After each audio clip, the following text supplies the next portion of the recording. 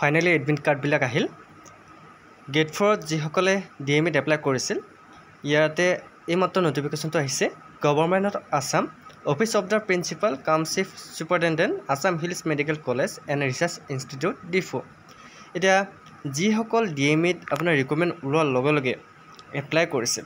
সেইসকলৰ ইয়াতে admit card আহিছে ইয়াতে বহুতে ডিফু বুলি ক'লে হয়তো সন্দেহ হ'ব পাৰে ডিফুৰ কিবা ৰিকুৱাৰমেণ্ট ওলাই আছে নেকি আপোনালোকে ডিএমইত যদি এপ্লাই কৰিছিল ৰিকুৱাৰমেণ্ট ডিফুৰো আছিল বা আপোনাৰ বিভিন্ন ঠাইৰো ৰিকুৱাৰমেণ্ট আছিল গতিকে যিসকলে এপ্লাই কৰিছিল ইয়াতে আপোনাৰ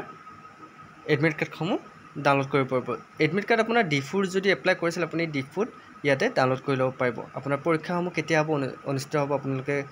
এডমিট কাৰ্ডখনত গম পাব ডেটটো তাতে দিয়া থাকিব এতিয়া এডমিট কাৰ্ডখন ডাউনলোড কৰিবলৈ হ'লে আপোনালোকে প্ৰথম এই ৱেবছাইটলৈ আহিব লাগিব গভৰ্ণমেণ্ট অফ আছাম ইয়াতে আহি কেনে আপোনালোকে কি কৰিব লাগিব বেলেগ একো কৰিব নালাগে আপোনাৰ যিটো ৰেজিষ্টাৰ কৰোঁতে আপোনাৰ যিটো এপ্লিকেশ্যন নাম্বাৰ আছে মনত আছে নহয় ৰেজিষ্টাৰ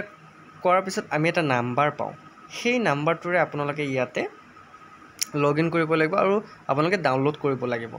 সেই নাম্বাৰটো আপোনালোকে ক'ত পাব সেই নাম্বাৰটো আপোনাৰ যিখন ৰেজিষ্টাৰ ফৰ্ম আছে সেই ফৰ্মখনত পাব এতিয়া বহুতে আকৌ সুধিব পাৰে যে নতুনকৈ ৰিকুৱাৰমেণ্ট ওলাইছে নে নতুনকৈ যদি আপোনালোকে ডিএমইত এপ্লাই কৰিব বিচাৰে তেনেহ'লে নতুনকৈ এতিয়ালৈকে ৰিকুৱাৰমেণ্ট ওলাই নাই কিন্তু আপোনাৰ এপ্লিকেশ্যন ফৰ্মখন ইয়াতে আপুনি ফিলআপ কৰিব পাৰিব এপ্লিকেশ্যন ফৰ্মখন ফিলআপ কৰিবলৈ আপোনাক কিছুমান লাগিব নথিপত্ৰ আপুনি ডিফুত যদি ডিএমইত এপ্লাই কৰিব বিচাৰে চ' আপোনালোকে ইয়াতে নেক্সটত ক্লিক কৰিলে আপুনি ইয়াতে কোন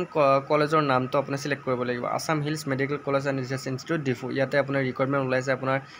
চলি আছে পোষ্ট আৰু কোনটো পোষ্টৰ এপ্লাই কৰিব লাগে আপুনি ইয়াতে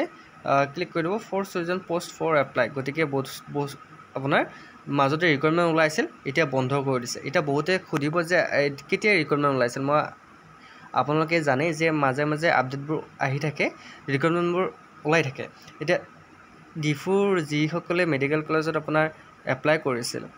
বা ডিএমইত এপ্লাই কৰিছিল গতিকে সেইসকলৰ এডমিট কাৰ্ডসমূহ আহি গৈছে এইমাত্ৰ আহিছে গতিকে আপোনালোকে ইয়াতে ডাউনলোড কৰিব আৰু যদিহে আপোনাৰ পাছৱৰ্ড বা অন্য কিবা যদি আপুনি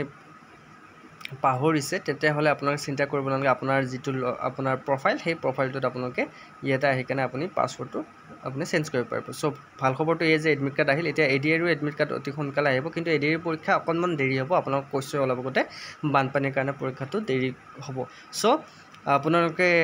ইয়াৰে এডমিট কাৰ্ড আহিল এতিয়া আৰু কেইদিনমানৰ পিছত আপোনাৰ আছাম পুলিচৰো এডমিট কাৰ্ড আহিব গতিকে ভয় নকৰিব পঢ়াত লাগি যাওক আজিৰ পৰা ষ্টাৰ্ট কৰক অ'কে ফুল কনফিডেঞ্চত গতিকে এইখিনিয়ে ক'ব লগা আছিল নেক্সট ভিডিঅ'ত আকৌ লগ পাম বাই বাই